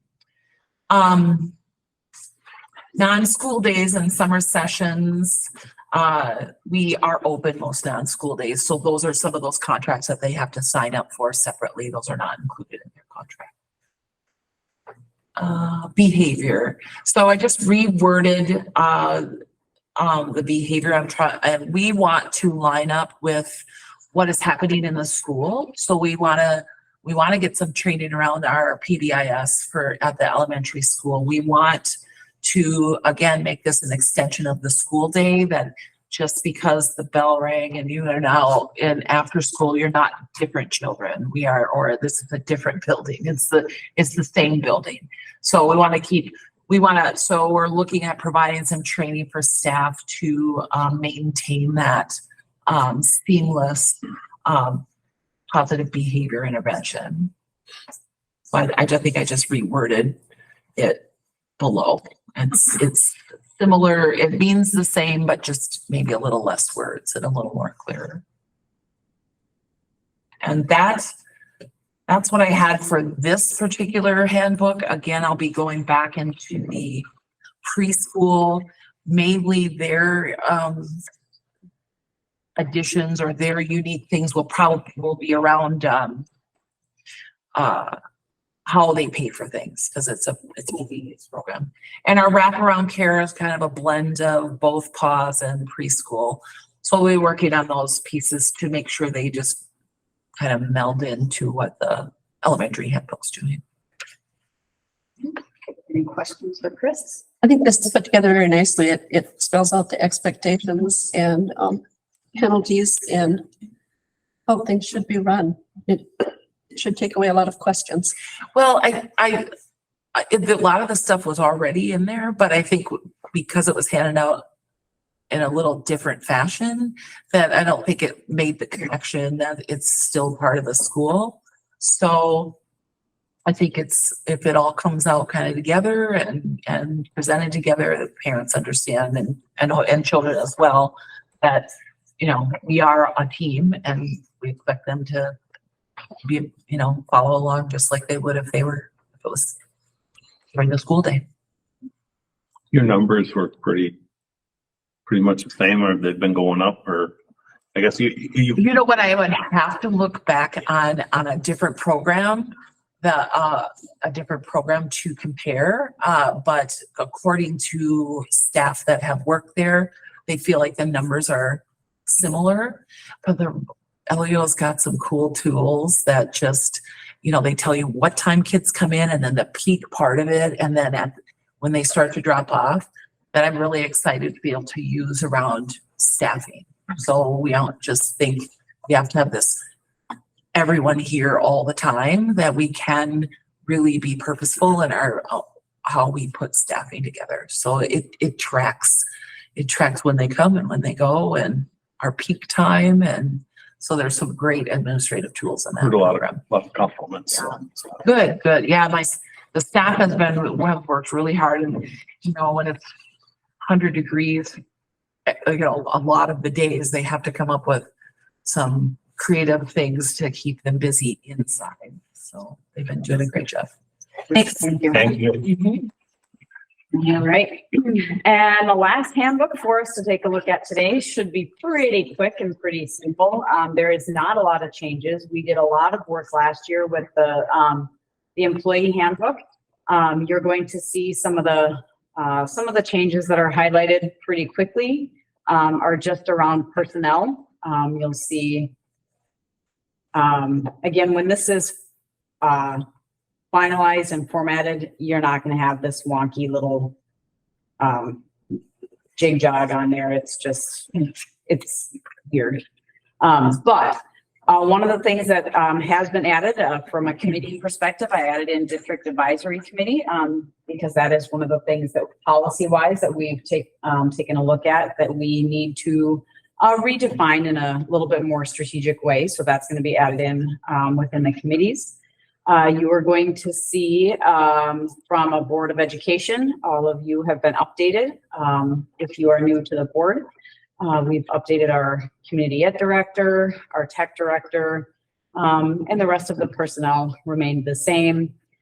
Traditional schedules, the time of the day that staff report is roughly 7:45 to 3:45. I know there are some days that it is 7:30 to 3:30, and that is really driven by administrative decision. They have that conversation with staff if that's necessary based on staff meetings and things like that. But this is just kind of a general time frame. So none of those have been changed. I did update the 23-24 calendar.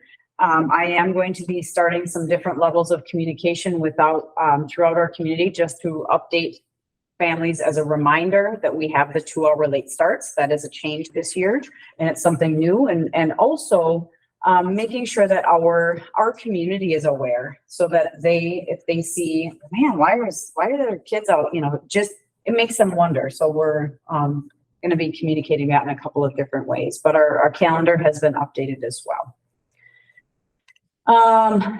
Attendance, nothing has been updated to this point yet because contracts, a lot of this language does stem from contracts, and the contracts haven't been revised or revisited at this point. So all of that language has remained the same. I do expect that when contracts, are finalized, we'll be able to come back and update any of these areas within the handbook as well. You are going to see, and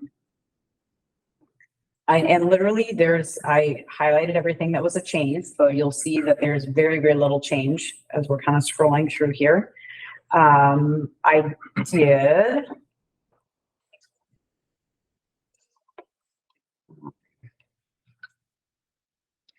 The charts that have the information, I think that's probably the next area that has changed, around contributions. Those are identified as to be determined because again, contract negotiations are, just starting to get kind of, ramped up here again. So you'll see that for 23-24, it just has to be determined.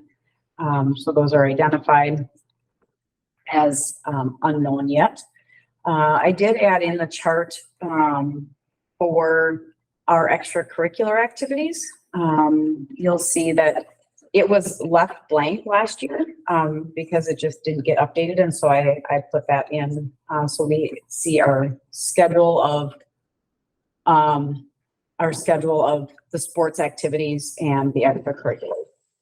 This is an area that I highlighted as purple because how will teachers communicate e-learning instructions and expectations? The reason I left this as purple is because I think there's going to be some work that needs to be done in this area before it's officially approved at the end of the month. And honestly, this might have to come back to the board again because legislatively, there was some requirements for our e-learning language that we have to have conversation with all of our units, not just our teachers. And so that really can and likely will impact this area. So I just made it purple as a highlight to know that we've got to bring this conversation back to this table after the conversations are held with the different units. Okay. So more to come on that.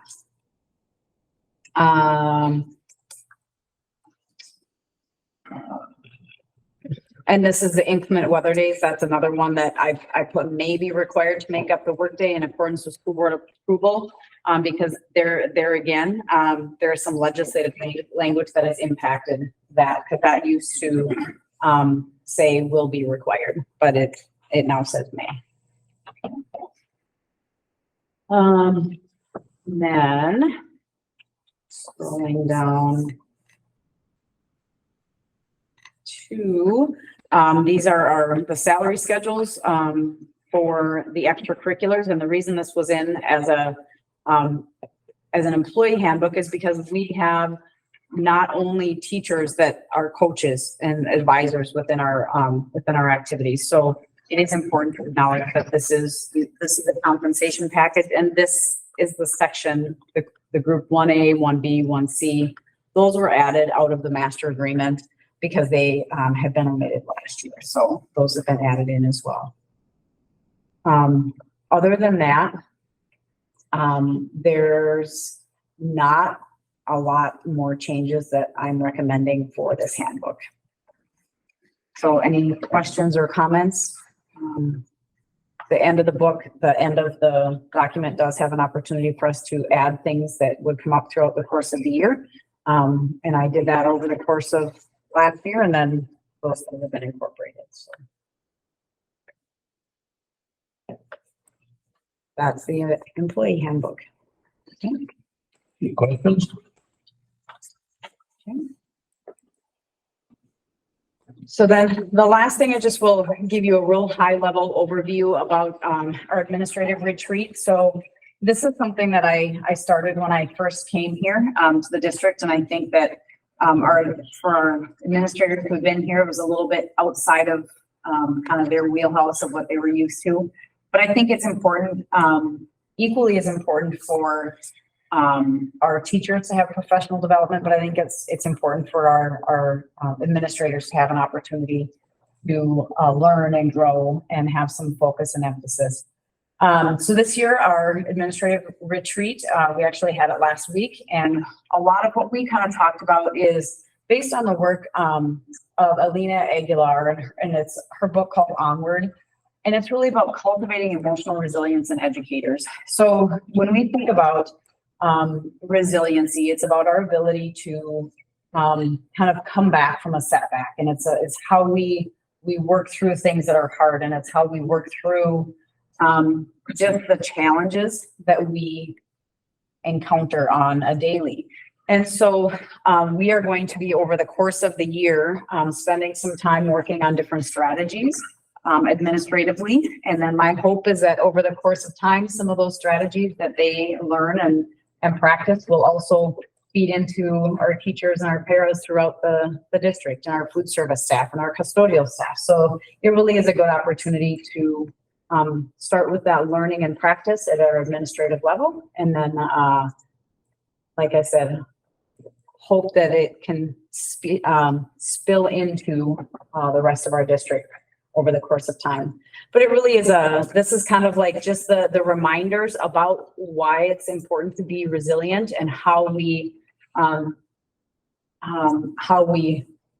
can take active steps and strategies to do that. So I don't need to spend a lot of time here, but I just really want to let you know as a board some of the work that our administrative team has been working on, and that they, over the course of this school year, will have presented to them. So that's the administrative retreat in a really, really short little snippet.